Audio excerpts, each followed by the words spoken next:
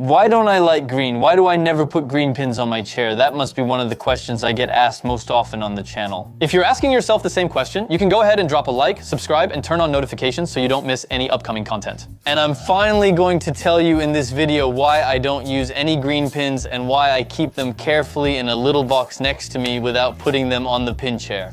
So why don't I use green pins? Because I just can't grab them, that's really the main reason. No, I swear to you, there are no green pins, you'll never find any on the pin chair. And there are always subscribers who take screenshots in the videos saying like, look, I found a green pin, no there aren't any. There are even subscribers who came to events where I invited you to add your pin to the chair and they brought their own green pin trying to add it as if I wouldn't notice. I caught them, they didn't add it. Now I have to put the green pins, the worst color, back in their box. There you go, that's it, goodbye. I have 2 boxes almost full. I don't really know what to do with them for now. If you have any ideas, let me know in the comments. But anyway, before I explain why I don't like green, oh, another green pin on the floor. That's full of my old projects that I used to make in green because yes, there was a time when green was Bruno's favorite color too. Unbelievable as it may seem. Before I became super rich and started wiping myself with money, make sure to watch the whole video so I get the maximum flow. I'm rich. These are phobias, you know. Before people start raging in the comments, well, let me show you my 2017 portfolio from when I was a design student, which is entirely green. And yes, even though now green is a color I don't use at all in my artistic work, I wear it, I have it in my studio with plants.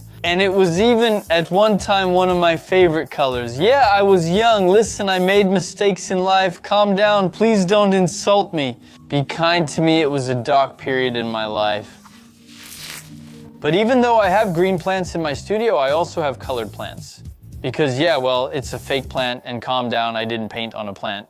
It started as an art project for the Colors Festival exhibition. I made a video about it on my channel and painted some plants. Let's start with a little skatebook tour to show you my 2017 portfolio. That was a kind of logo I made for my nickname Bruno, bravo, it's a serious one.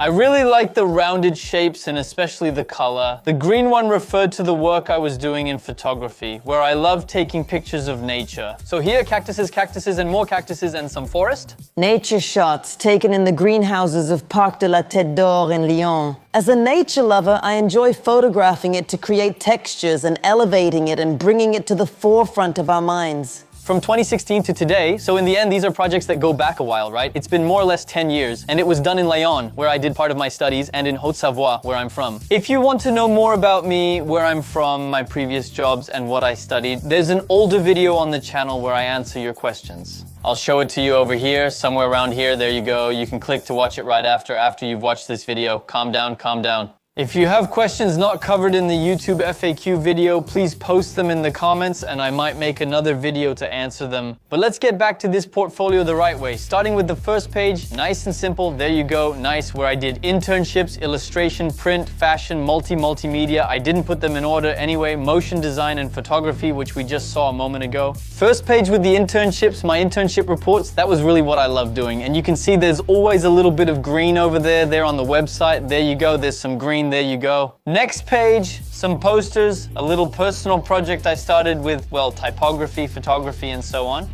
Here's the work I was doing in multimedia, meaning application design, website design, even watches and different screens that I could offer. Next page, another project, more multimedia, and other pages with mock-ups of different projects related to Erasmus, unknown, I don't even know exactly what that was. If you want to pause and reread for more explanation about the projects, I developed a mobile game with a friend. It didn't go anywhere, but it was great to work on it. Next page, with some motion work, which I think is still available on the channel. A short film I made in stop motion with cutout and inked paper. In watercolor, so these are different illustrations that I had recreated in Photoshop, but each time it's a small drawing that's done in watercolor and cutout.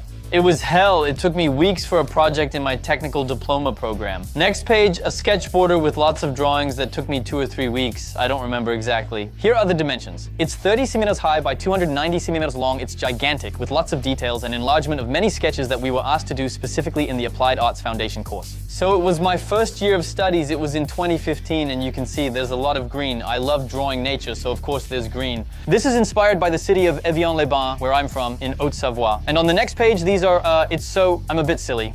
But if you want more videos to show you more projects like this, about the drawing and illustration I did in art school, because this is definitely not the only one, feel free to comment the word glitter if you want to see that video.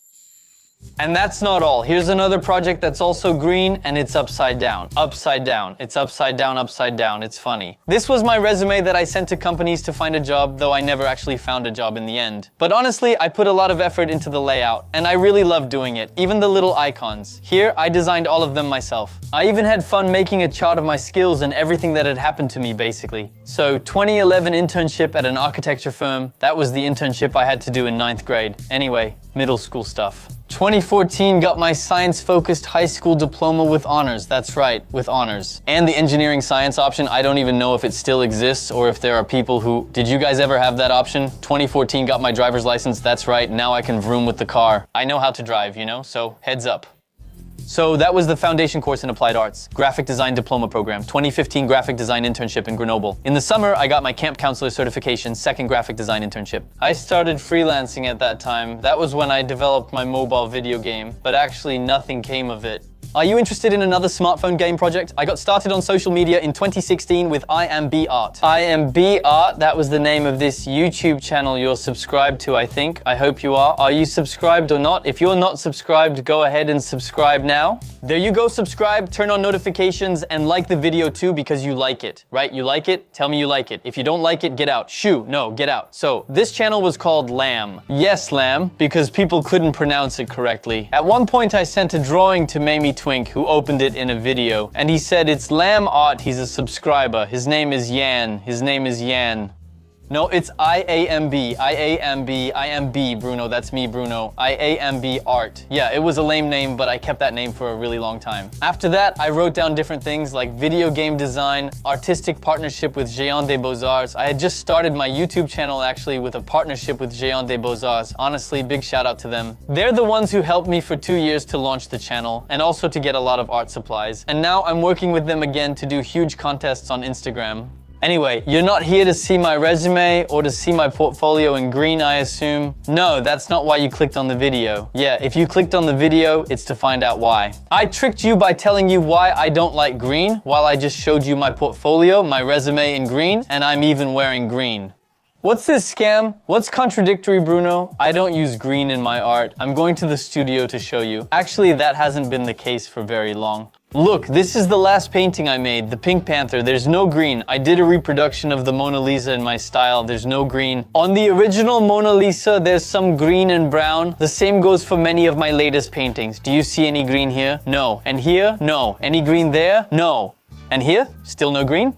Well, no, there's still no green because there will never be any green. But if we take the example of 2 random paintings, there's no green for a good reason. It's because, first of all, I really like all the other colors, and I like the atmosphere, the color palette, the artistic direction that comes from using all these other colors. That is, well, a gradient between all these colors. You see, if we add green, we'll have all the colors of the rainbow, which might be a little too much, so I prefer to limit myself by removing a color that wouldn't go well with all the others. That's the first reason, so to speak, my artistic style. I prefer not to use green so that my paintings can be recognized without green. Even though, of course, I have used green before, whether it's to represent characters who are green so that people can recognize the character being drawn. For example, if I give Duck Who Poops a purple leek, people might not recognize it as a leek. Similarly, if I draw a burger with yellow lettuce, they might not recognize the lettuce. Yes, I do use green sometimes, even though I haven't done it in a very long time, but only when, without it, people can't recognize the character or what's being drawn. By the way, let me mention, if you want one of these posters, postcards, stickers, and so on, everything is available on my shop, brunograffeur.com, starting at €2. My shop is brunograffeur.com, the link is in the description, and you can also subscribe to the newsletter to be the first to know about all the latest releases. Like most YouTubers you might watch, this video isn't sponsored. It's sponsored by me. Editing and thumbnails are still expensive, so thanks to everyone who orders from the shop.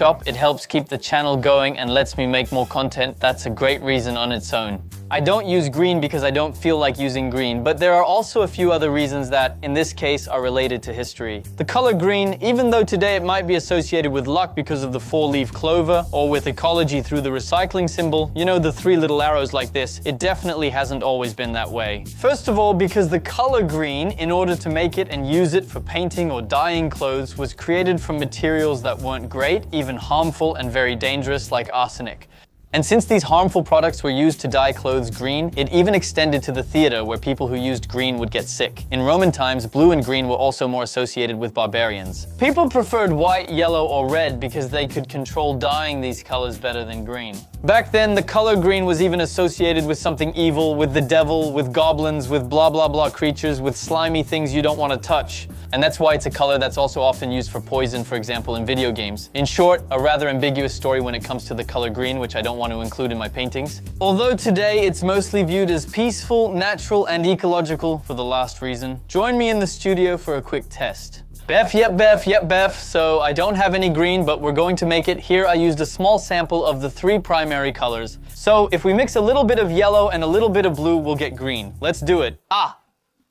We're making green paint live on Bruno Graffer's channel here. Yeah, it's a world first. Wow. Wouldn't it kind of suit me though? No.